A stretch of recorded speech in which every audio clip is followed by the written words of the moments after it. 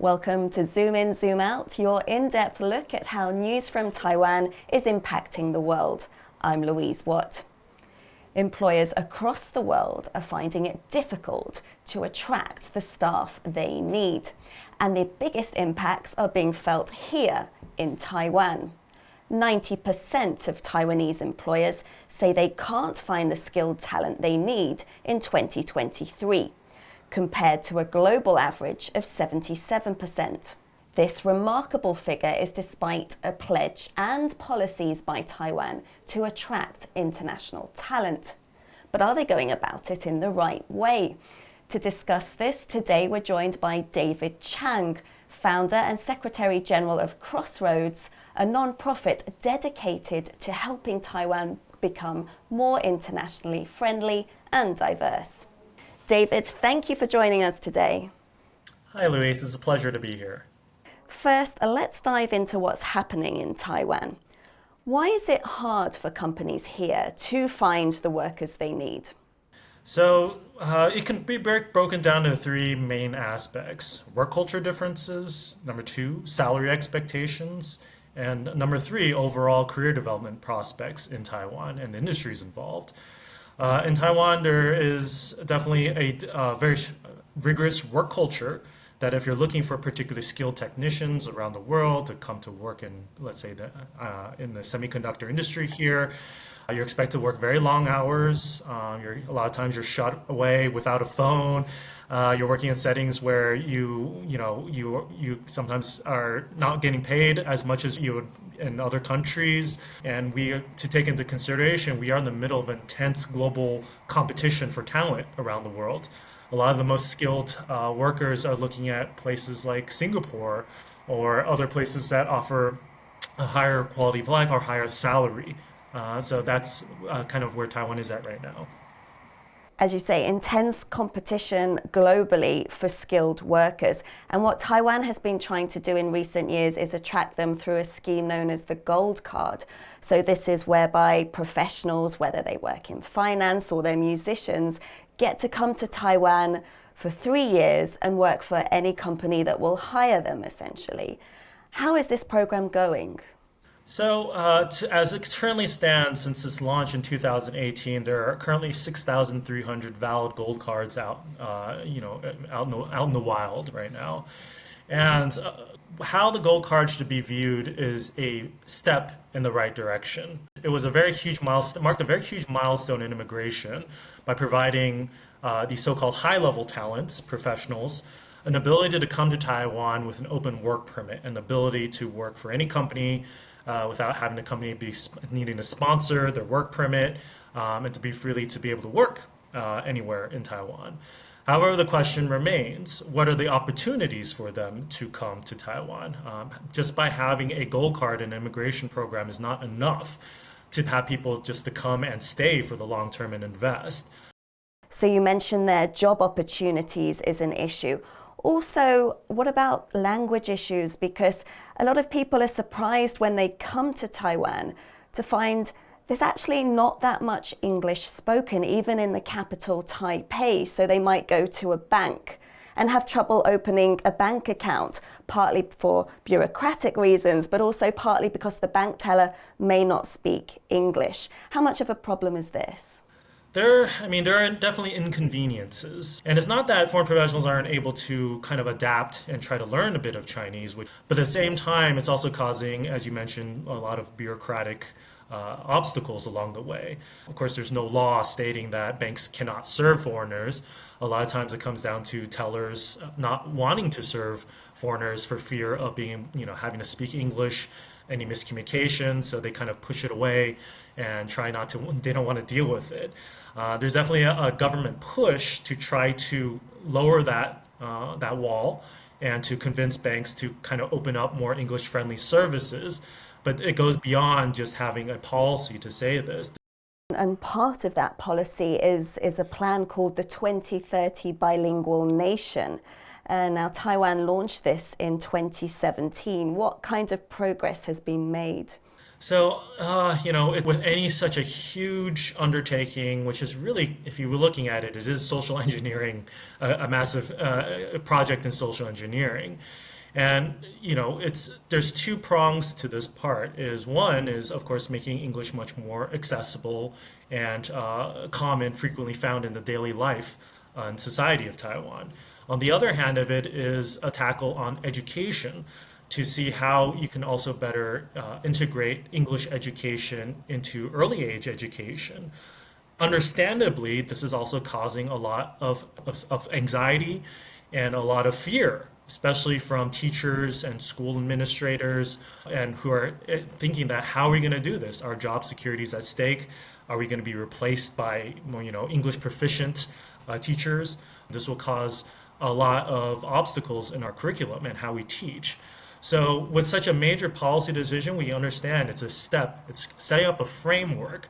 However, it will require time. It'll require a lot of communication between policymakers and administrators and teachers to understand individually, working with schools individually to understand their needs, their specific resources, and their values in implementing any type of bilingual education.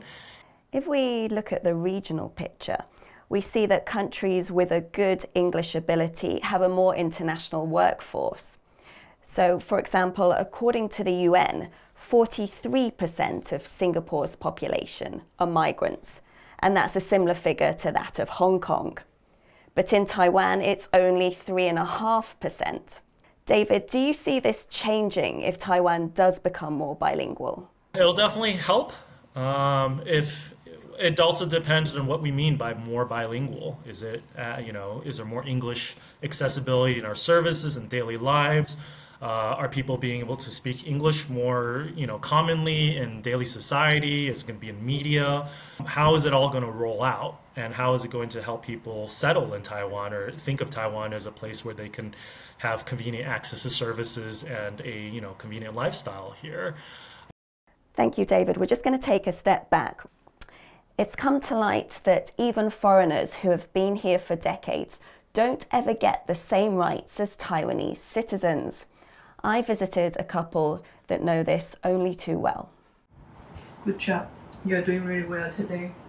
Taipei resident Katie Ho cares for her British husband, Michael Boyden, at home in the Taiwanese capital.